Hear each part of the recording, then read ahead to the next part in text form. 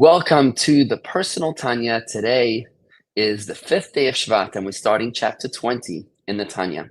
What we've been learning thus far in the Tanya is the incredibly powerful impact of the natural hidden love that emerges from our godly soul when we're faced with a test of faith. When we are forced to repudiate our faith, it's then that the depths of our godly soul is unleashed in the most powerful way, a way that's so powerful that it automatically allows us to master all of our behaviors in thought, in speech, and in action.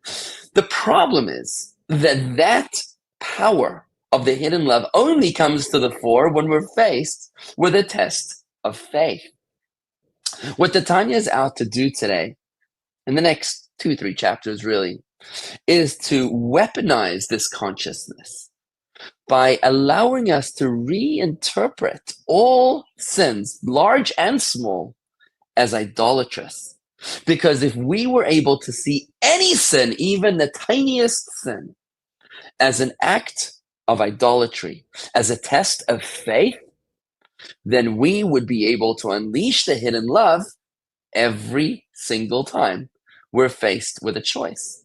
And thus, we would be able to weaponize our consciousness for the shortcut method to self-mastery, to be able to master our behavior in thought, speech, and action, allowing it to be consistent with the desires of the godly soul and never those of the animal soul, allowing us to maintain the status of the Beinoni, which is the purpose of the book of Tanya, to be the Jew that manages to control, to keep his animal soul at bay at all times. The way that we do this in today's Tanya is quite fascinating.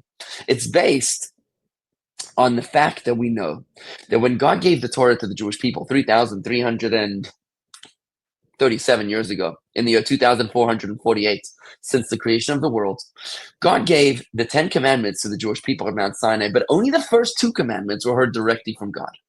Only the commandment Anochi, which is monotheism, and the second commandment, which is La Yiyalecha, which is the prohibition against idolatry. The first commandment was an active commandment to believe in one God. And the second commandment was a passive commandment not to serve idols. The book of the Zohar, which is the foundational text of Kabbalah, and the Shalom, which is another text upon which the Tanya is based, bring out an amazing observation. As they point out that the reason why only these 2 commandments were heard directly from God and no others is because these 2 commandments contain all the other commandments. There are 613 commandments in the Torah. All of them are incorporated in these 2, in monotheism and in idolatry specifically. All the action mitzvahs, which are 248 commandments, are contained, are extensions of the first commandment, Anochi, the commandment to believe in one God, monotheism. And all the 365 passive mitzvahs are contained and extensions of idolatry, the prohibition to serve any other idols. How does this work? What does that even mean? We can only understand this by first reinterpreting our perception of reality. We need to understand monotheism. What does it mean that there is only one God? What does it mean, the unity of God?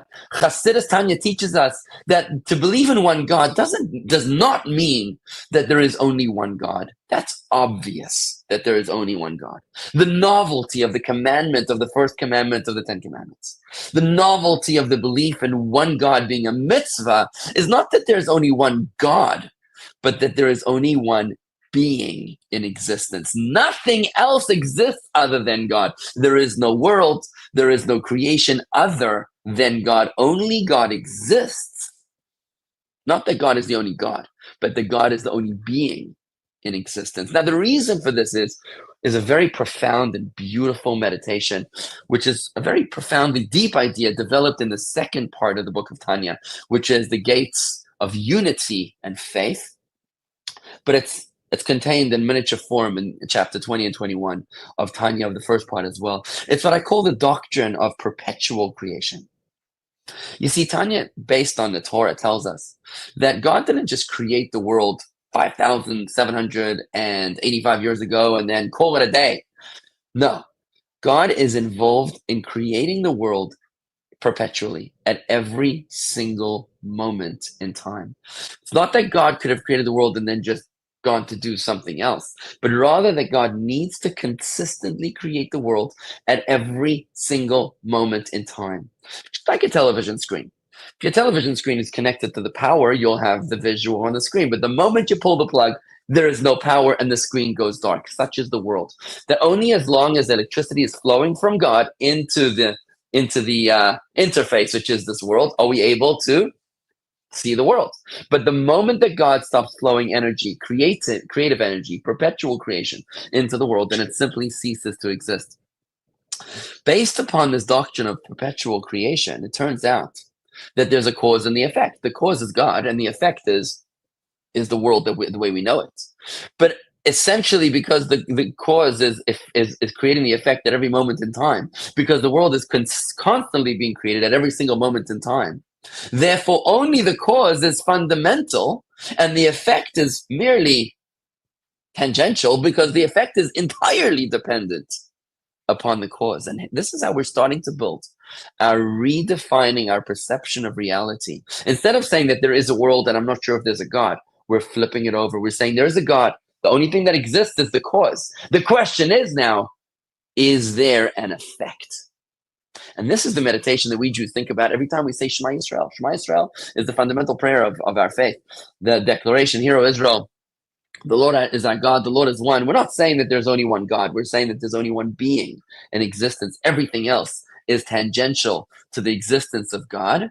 And with this foundation, we're going to inch our way forward to redefining our perception of reality, allowing us to understand why monotheism is the foundation of all the positive mitzvahs, action mitzvahs, why idolatry is the foundation of all passive prohibitions. And hence, we'll be able to reach a point that we'll be able to see how every single sin, large or small, benign, seemingly benign or egregious, is essentially an act of idolatry. And once we've reached that point, we will have weaponized our consciousness to be able to unleash the hidden love at any time that we have a spiritual decision to make, whether it's large or small. In tomorrow's Tanya, we'll dive deeper into the actual energy of creation, realizing that God creates the world perpetually through a voice-activated interface. And when we understand that there's a voice-activated interface, the profound implications to the truth of our existence are amazing. So that's for tomorrow, but for today, that's a wrap. Let's try to apply